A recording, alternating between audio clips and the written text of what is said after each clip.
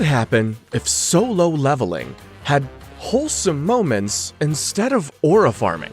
Well, let's find out. Today, we're covering Uglymug Epic Fighter. As you can tell by the name, the main character's ugly as hell, but as powerful as a god. But as we're gonna see, even gods can have some pretty big problems. Something like this.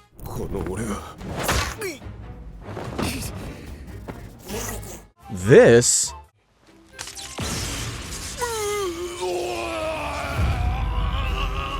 And heck, even this.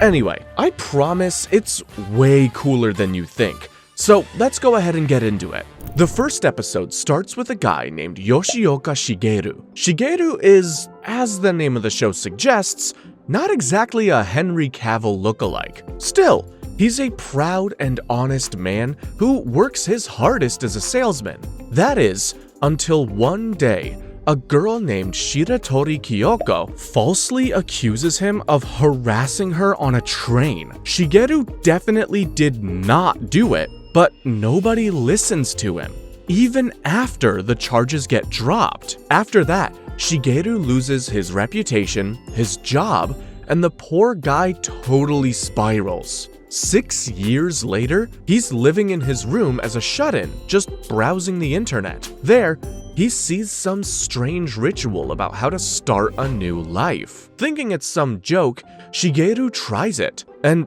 is surprised when a character creation screen shows up on his laptop. Shigeru thinks this character creator is just a joke, so he essentially makes a meme character. He gives his character minus 255 looks out of 100, and writes all sorts of crazy things in the special notes, like lose 10% HP if I touch a woman, and I will die if I have relations with a woman. Anyway, after doing that, Shigeru gets a lot of bonus points to use for his other stats, like strength, stamina, magic power, standard RPG stuff. But that's when the timer on screen runs out, and Shigeru vanishes into thin air. Wait, what?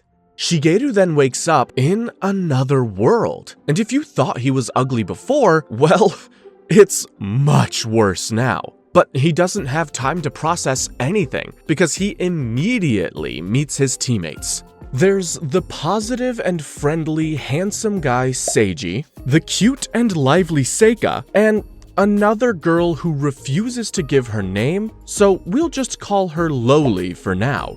Turns out, Seiji, Lowly, and Seika all did the same online ritual Shigeru did, and because of it, they've ended up in some sort of fantasy world. The other three are ready to team up with Shigeru and begin their fantasy journey together, but Shigeru is not interested. He has a second chance at life, and he wants to spend it alone. So he decides to tag along with these guys for now, but he's gonna ditch them soon. But before he does that, the party has to deal with an attack from some little goblins. The other party members are doing pretty well in their fights, but Shigeru is really weak. Then, he remembers he never actually got to use any of his bonus stats, which means he's still weak as hell. Still, he uses all his force to take down one single goblin, and it works. After that, Shigeru gets a screen that allows him to level up. It's a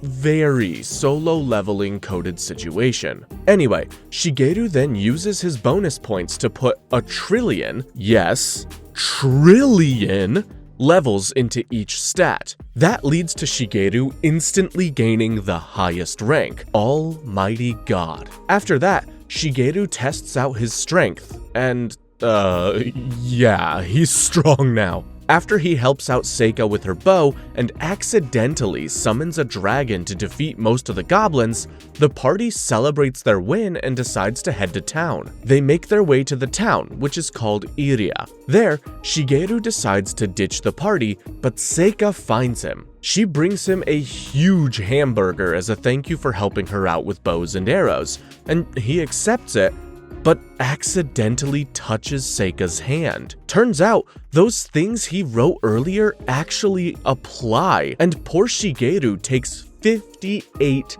trillion damage just by touching a woman. Sheesh! Still, it's clear Seika likes him enough to be friendly, so Shigeru decides he'll stick around long enough to pay her back for the burger. And so their journey begins. The next episode sees Seika once again paying for Shigeru, this time for his room at a local inn. And we learn something important. He won't get damaged by girls if they touch him through his clothes. Keep that in mind. Anyway, Shigeru decides to pay off his debt. First, he uses his skill to turn random stuff into arrows.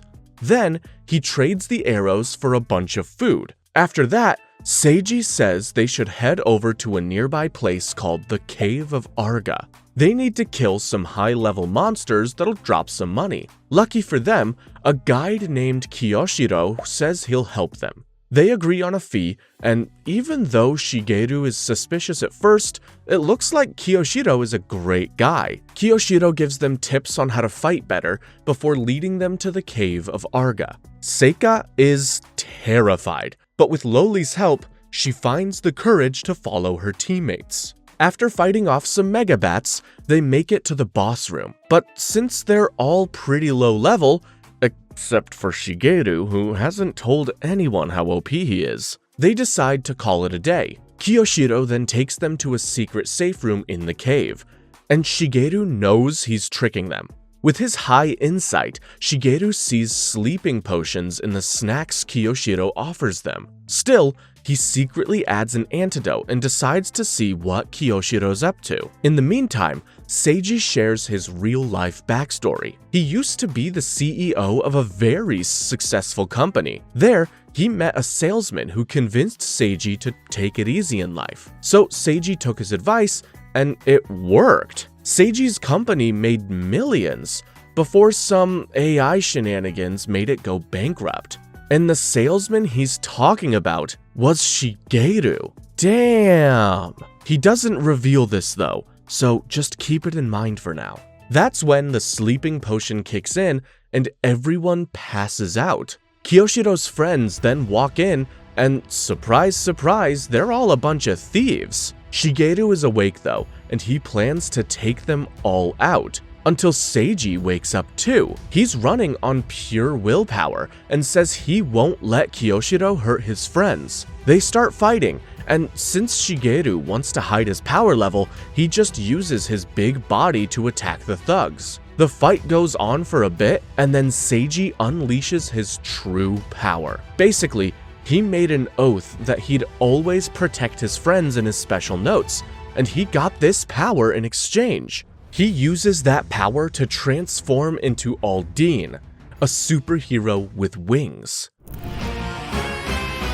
The following episode starts with Seiji, who's Aldine now, scaring Kiyoshiro and his gang with his power. Kiyoshiro fakes giving up and tries to backstab him, but Shigeru uses his booger, yeah, you did hear that right, to blow a hole in the wall. He then says Seiji did it, and Kiyoshiro's gang gives up. So, Seiji slaps some sense into them, literally. And then they tie Kiyoshiro and his men up. They then take their bounty and escort the girls to safety. And would you look at that?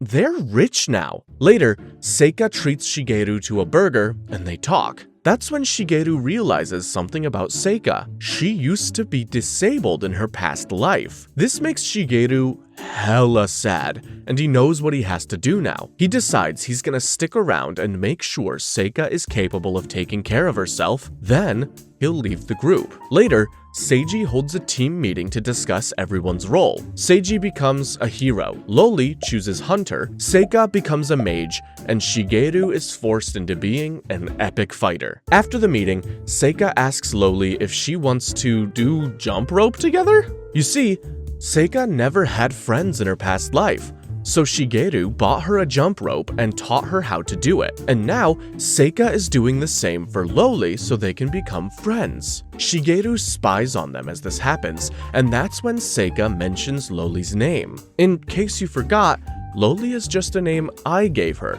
She hasn't told anyone her real name. Luckily, Seika comes up with a name for her, Riz. Riz is stunned, but she doesn't know how to respond, which ends up making Seika cry. Later, Riz leaves her a note saying she wants to be friends, and Seika is happy again. After that, Riz meets Shigeru and drops a bomb. She knows he's the salesman Seiji was talking about. Episode 4 starts with Riz explaining how she knows who Shigeru is. Basically, one of the things in her special notes was the ability to read other people's info. Has she seen Shigeru's stats too? That's when Riz drops an even bigger bomb. She's the one who broke Seika in the real world. What? Basically, Riz used to be part of the AI project that ruined Seiji's company, and it was during one of their experiments that Seika was harmed. What's more,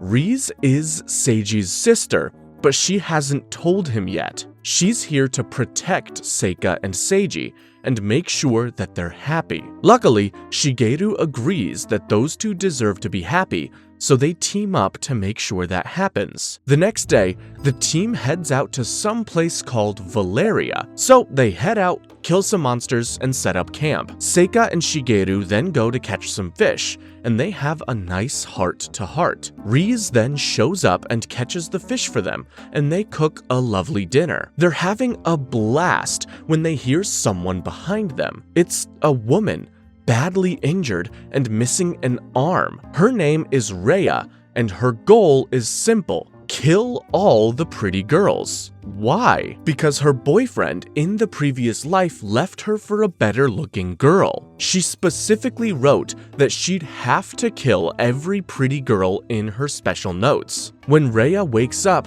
Seika tries being super nice to her, but since Seika is pretty, Rhea ignores her, and because Riz used her ability to look at Rhea's info, she knows this girl is dangerous.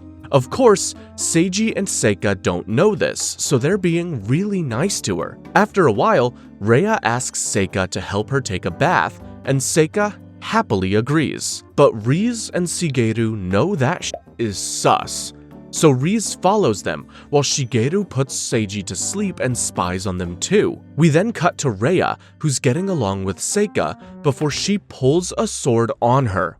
Rhea says since she wrote that she'd have to kill pretty girls, she has to kill Seika. But Riz and Shigeru stop Rhea. That's when there's a huge flash of light. Seika just transformed into an angel. The next episode shows us how Seika transformed. Basically, she wrote that she'd turn into an angel and heal her friends when they were in pain. And she considers Rhea a friend. Hell, she even brings back Rhea's missing arm. Rhea is ashamed of herself and runs off. She then tries to blind herself so she can't see any pretty girls, but Shigeru stops her. Instead, he offers a spell to block her eyesight and offers for her to join their party. Rhea declines the party offer, but she agrees to take the spell. Since she can't see anymore, she won't have to kill pretty girls. Later,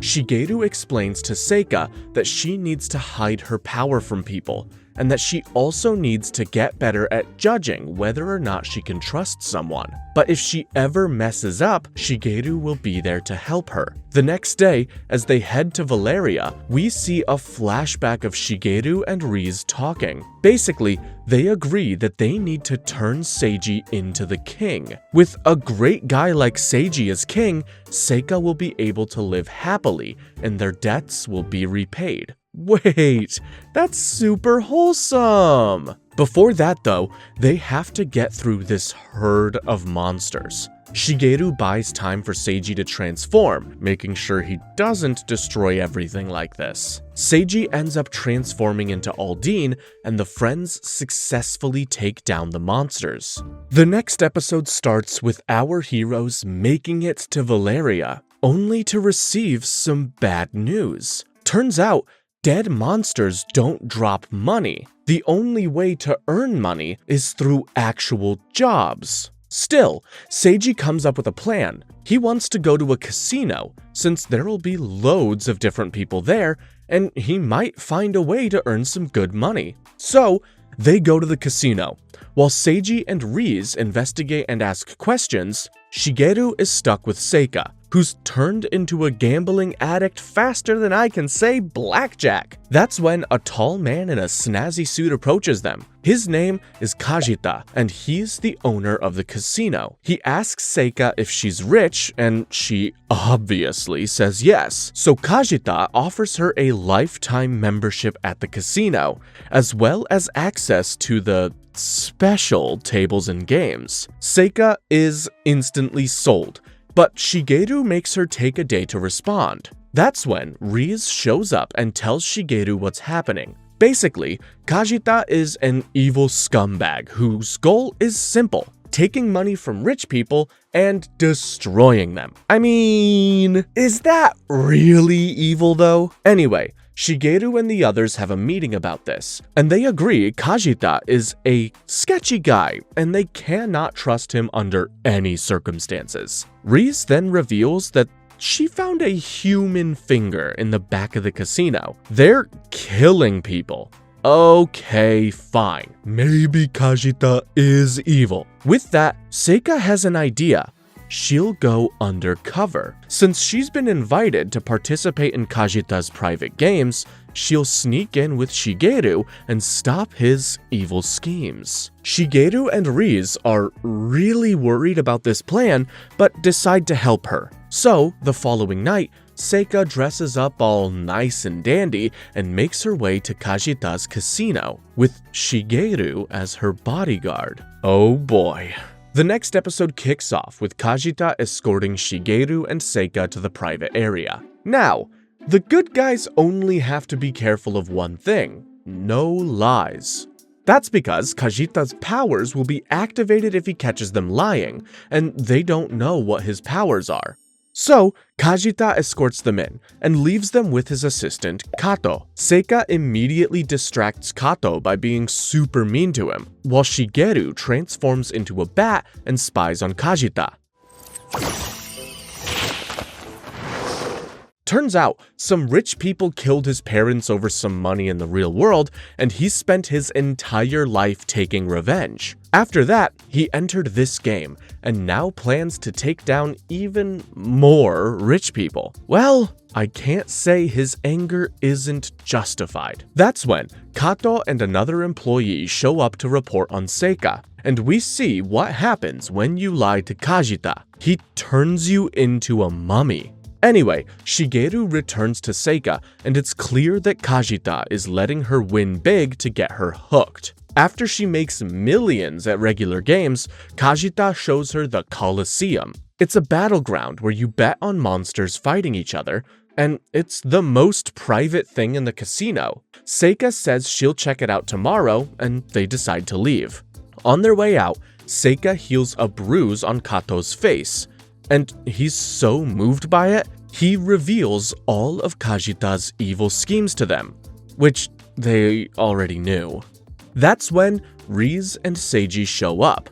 Seiji has already transformed, and they're ready to take down the bad guys. So, Kato causes a distraction and leads them to Kajita. Oh, Seika and Riz transform into their hero versions too, but none of them have revealed their secret identities. That's just hilarious.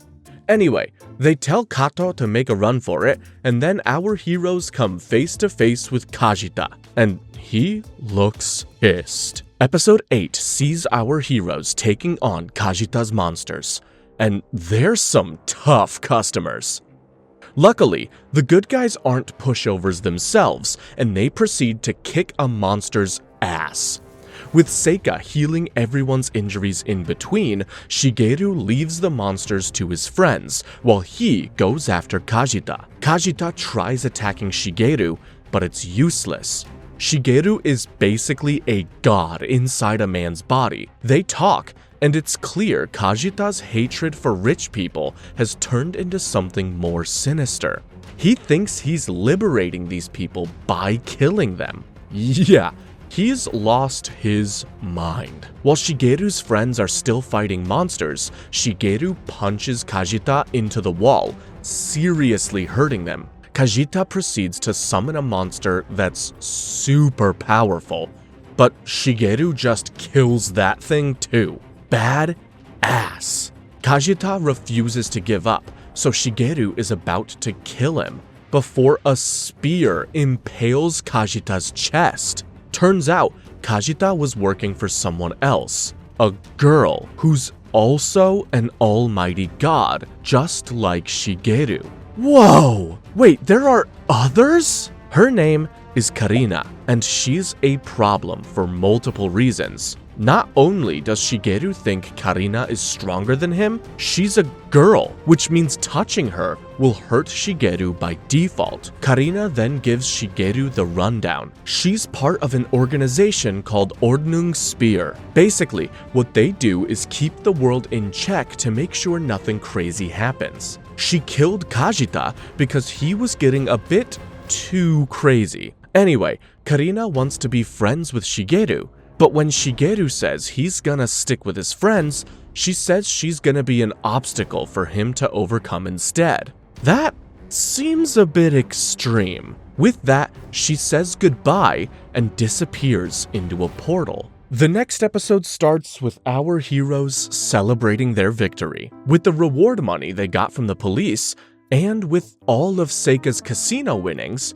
they're totally loaded now. After the celebration, Shigeru clues in Seiji on the Ordnung Spear situation before Kato shows up. He says a rich man, who just so happens to be Shigeru's boss from his real life, needs protection traveling between two cities. Shigeru and his friends take the job, and it goes pretty smoothly, but Karina is watching them. After making it to Suzanne, Seiji asks the rich man if he knows anything about Ordnung Spear. He says he doesn't, but says one of his employees might know. Seiji can ask him tomorrow.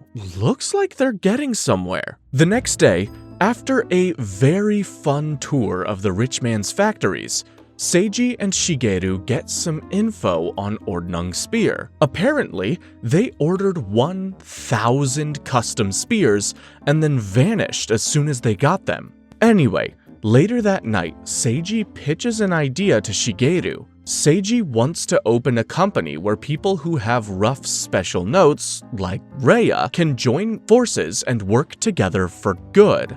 Shigeru accidentally encourages him to run this company like a king, and Seiji offers Shigeru a spot as a founding member. Seiji low-key loves Shigeru. Shigeru tries to back out of it, but you can't say no to Seiji, he's just too damn nice. Seika and Riz want to be a part of the company too, so the four of them head back to Valeria. A month later, the preparations are done. Seiji hires Kato as an assistant, and Kai Yoshio, an informant who helped bring down Kajita's casino, as the president of the company, which they're calling Viz Bridge. Their goal is simple: providing valid and legal jobs to people who have rough special notes. It's going pretty smoothly until a very attractive lady walks in, and for some reason, Shigeru has a bad feeling about this. Episode 10 sees the attractive lady ask Seika and Shigeru if they have any jobs for her,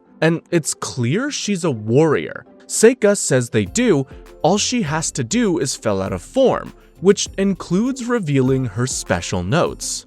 And for some reason, this lady doesn't want to do that. Anyway, while Kai and Kato show Seiji a list of bounties, Shigeru and Seika get to know the mysterious lady. And she used to be one of Shigeru's students in the real world. Only Shigeru knows this though. After getting along with Seika, Shigeru and Riz decide to follow Leia to see what she's up to. There, she sees Leia meet a man named Kaido, who's part of Ordnung Spear. Kaido is a loan shark who's torturing a little girl that owes him money. That poor girl took the money to buy her brother medicine, but Shigeru and Riz look on as Leia buys the girl from Kaido before letting her go. What is this lady up to? Leia then asks to buy another kid that owes Kaido money, but that poor kid is already dead. Kaido then asks Leia to join Ordnung's spear, but Leia declines. After that, Leia heads home and cries for the kid she couldn't save. Damn, looks like she's a good person after all. But Riz and Shigeru aren't the only ones watching her. Karina is too. The next day, Karina shows up and pretends to be a nice person in front of Seika, befriending her. She then tells Shigeru her only weakness. A kiss from her true love will kill her. The only way Shigeru can beat her is to make her fall in love with him. Karina then hints about doing something evil to Leia before disappearing. Later, Leia shows up to Viz Bridge to withdraw her application. Leia then reveals why she's in this world. She chased down Shiratori Kyoko, the girl who falsely accused Shigeru, and killed her. Now, in this world, she wants to make up for that crime. But after she failed to save that child's life, Leia thinks she's useless. So, Seika assures her that she's a great person and asks Leia to be friends with her. She just knows how to cheer everyone up. Meanwhile, Seiji decides to hire Leia at their company, and everything is going well until the brother of the girl Leia saved shows up. Her sister's been kidnapped. The next episode starts with the kid telling Leia and the others that Kaido kidnapped his sister. Leia says she'll handle this herself and teleports away. Riz and Shigeru follow her, but get caught in Karina's portal. She says she's going after Rhea because she has some history with her, and then teleports the heroes away. There, Riz drops a bombshell. She looked at Karina's special notes. Her real name is Shiratori Reiko, and she's the twin sister of the girl that framed Shigeru. Meanwhile, Seika and Seiji decide to go after Leia and help her. While Riz and Shigeru are heading there too, Leia faces Kaido and asks him to let go of the kid. But she doesn't have to, because Karina shows up. She pays Kaido and tells him to get lost, so he lets the kid go. Meanwhile, Karina says she's gonna kill Leia, and Leia is powerless to stop her until Kaido shows up again. Apparently, Karina didn't pay him in full, and since he believes in the power of money and doesn't believe in the power of God, Karina's powers stop working. Leia uses this opportunity to escape, and Karina is in trouble. Serves her right. Meanwhile, Leia is catching her breath when Seika and Seiji show up to help her. Shigeru and Riz show up too, but because of some Prince Charming fanfiction in Leia's special notes, Shigeru turns into a handsome man. Kaido and his thugs then show up, and the fight begins. And since Shigeru is handsome now, his power level has gone down. That's when Karina shows up, disguised as a bird, and cooks Kaido. She proceeds to wreck all of Kaido's crew with lightning.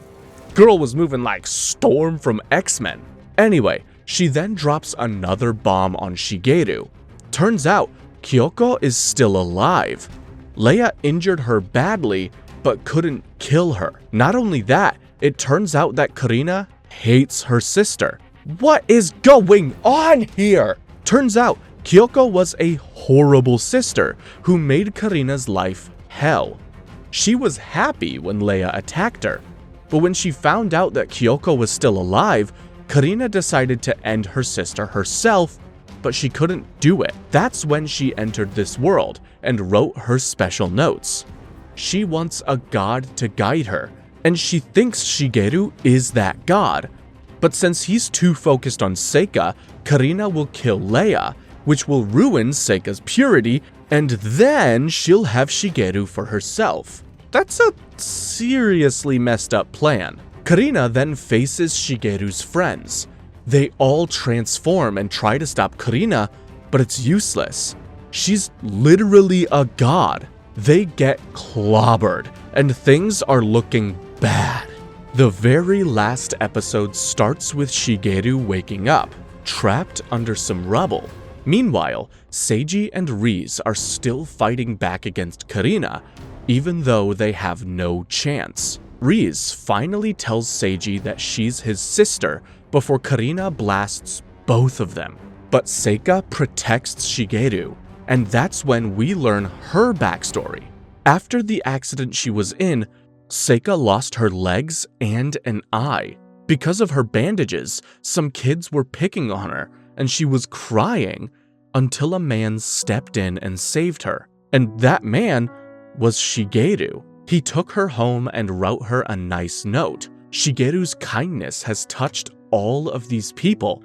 Maybe that's why they were brought together. After that, Seika started approaching life with positivity, learning about all sorts of stuff.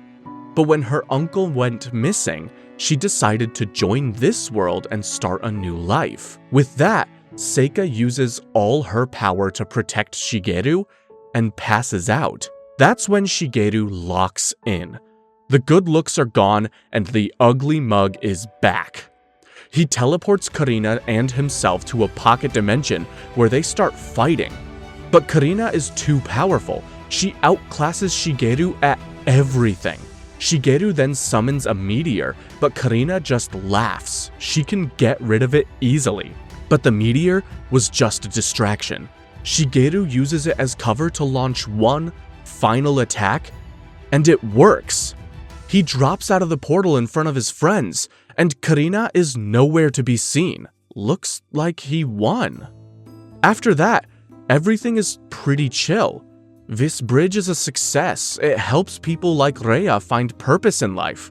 Oh, and Karina is still alive, and she hasn't given up on Shigeru just yet. For now, the friends are having a good time until they get some information on Ordnung's spear. With that, they head out for their next adventure.